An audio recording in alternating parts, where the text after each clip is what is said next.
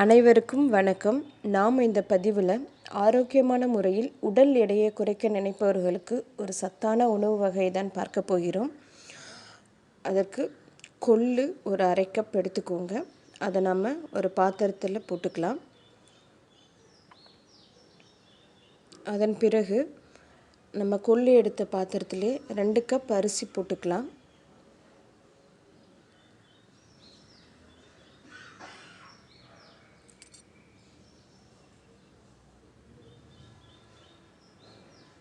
அடுத்து 1/2 கப் கருப்பு கொண்டக்கடலை போட்டுக்கலாம்.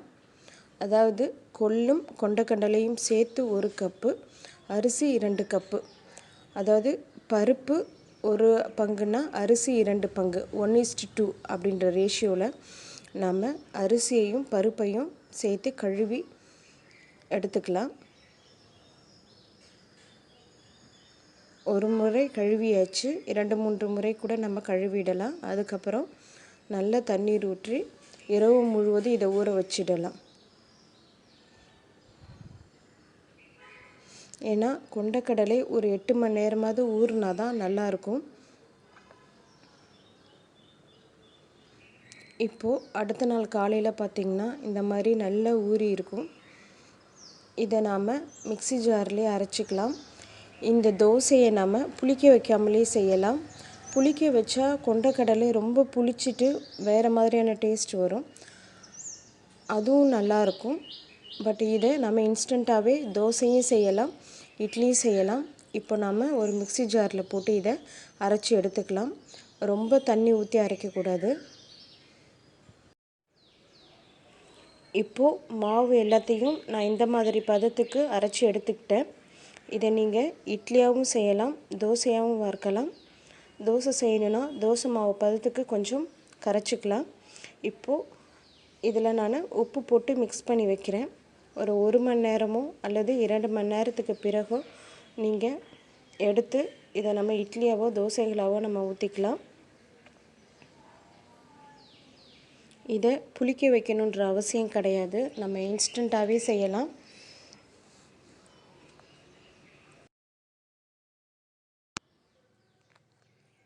இப்போது 1 ஹவருக்கு பிறகு இந்த மாவை நான் திறந்து பார்க்குறேன்.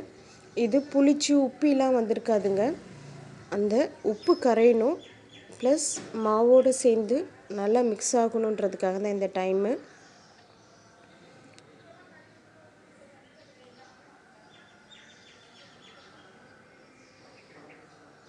நான் தோசையை தான் செய்ய போகிறேன், அதனால் கொஞ்சம் தண்ணி ஊற்றி கரைச்சிக்கிட்டேன்.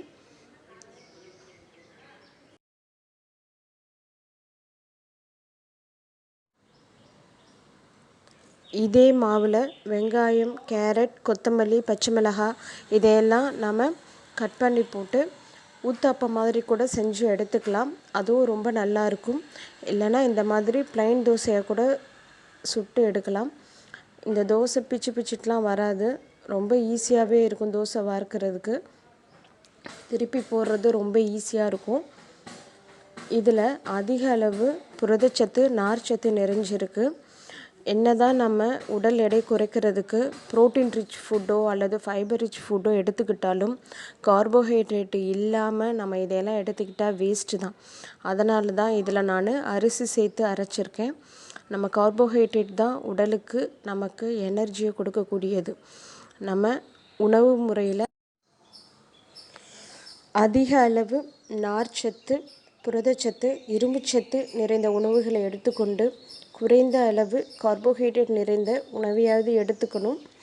அப்போது தான் நம்மளால் உடலை சீராக இயக்க முடியும். உடல் இயங்குவதற்கு ஒரு வித எனர்ஜி தேவை. அதனால தான் கார்போஹைட்ரேட் நம்ம எடுத்துக்கணும்னு சொல்கிறேன். இப்போது தோசை சுட்டு எடுத்துக்கிட்டாச்சு. இதுக்கு நாம் சைடிஷ்ஷாக chow சட்னி தான் செய்ய போகிறோம். நான் அடிக்கடி சொல்லியிருக்கேன், நம்மளுடைய உணவு முறையில் கொள்ளையும் நீர் காய்கறிகளையும் நம்ம சேர்த்துக்கிட்டோம்னா விரைவில் உடல் எடை குறைவதை நம்மளால் உணர முடியும்னு சொல்லியிருக்கேன். இப்போது chow சட்னி எப்படி செய்கிறதுன்னு பார்க்கலாம். இந்த மாதிரி ஒரு chow எடுத்துக்கோங்க. இந்த chow தோலை நல்லா சீவிட்டு கழுவிக்கலாம். இப்போது ஒரு காய் துருவுற தட்டில் சவ்வை நம்ம துருவி எடுத்துக்கலாம். இதை ஒரு ஓரமாக வச்சுட்டு ஒரு பாத்திரம் எடுத்துக்கலாம். அதாவது ஒரு வானல் எடுத்துக்கலாம். அந்த வானலில் 2 ஸ்பூன் எண்ணெய் போட்டுட்டு அதில் நம்ம கடலைப்பருப்பு 1 ஸ்பூன், உளுத்தம்பருப்பு 1 ஸ்பூன் போட்டுக்கலாம். இந்த கடலைப்பருப்பு உளுத்தம்பருப்புக்கு பதிலாக கொள்ளு கூட நம்ம வச்சு செய்யலாம். ஆனால் இன்றைக்கி நம்ம கொண்டக்கடலை தோசை செஞ்சதுனால நான் கடலைப்பருப்பு உளுத்தம்பருப்பு சட்னி செய்ய எடுத்திருக்கேன். நீங்கள் நார்மலாக சட்னி செய்யும் பொழுது கடலைப்பருப்பு உளுத்தம்பருப்புக்கு பதிலாக 2 ஸ்பூன் கொள்ளு போட்டும் இந்த நீர் காய்கறிகளோடு நீங்கள் சட்னி செஞ்சு சாப்பிடலாம். இது கூட இப்போ நாம் 5-6 பூண்டு சேர்த்துக்கலாம். கொஞ்சமாக இஞ்சி சேர்த்துக்கலாம். காரத்துக்கு ஒரு பச்சை மிளகாய், ஒரு வரமிளகாய் சேர்த்துருக்கேன். அடுத்து ஒரு 10 சின்ன வெங்காயம் சேர்த்துருக்கேன். இது எல்லாத்தையும் நாம் இப்போது வதக்கி எடுத்துக்கலாம்.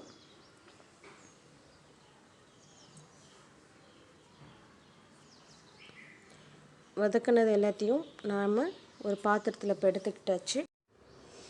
அடுத்து அதே வானலில் நம்ம துருவி வச்சுருக்க சவ்வையும் கொஞ்சம் உப்பையும் போட்டு வதக்கிக்கலாம்.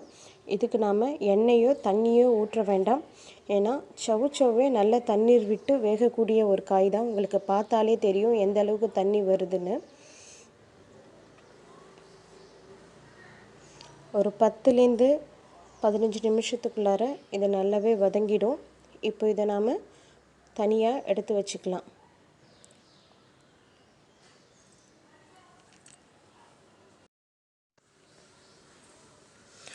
இப்போது வதக்கின எல்லா பொருளோடையும் சேர்த்து கொஞ்சம் கொடாம்புளியும் நாம் சேர்த்துக்கலாம். கொடாம்புளி உடல் எடை குறைப்பதற்கு மிகவும் உகந்தது. இது எல்லாத்தையும் நாம் ஒரு மிக்ஸி ஜாரில் போட்டு தண்ணீர் ஊற்றாமல் முதல்ல அரைச்சிக்கலாம். அதன் பிறகு கொஞ்சம் கொஞ்சமாக தண்ணீர் ஊற்றி அரைச்சி எடுத்துக்கலாம். இப்போ நாம் அரைச்சி எடுத்துக்கிட்டாச்சு. இந்த சட்னிக்கு நாம் இப்போது தாளித்து கொட்டிடலாம். 2 ஸ்பூன் எண்ணெய், கடுகு, உளுத்தம்பருப்பு, கருவேப்பிலை இதை போட்டு நம்ம தாளிச்சிடலாம்.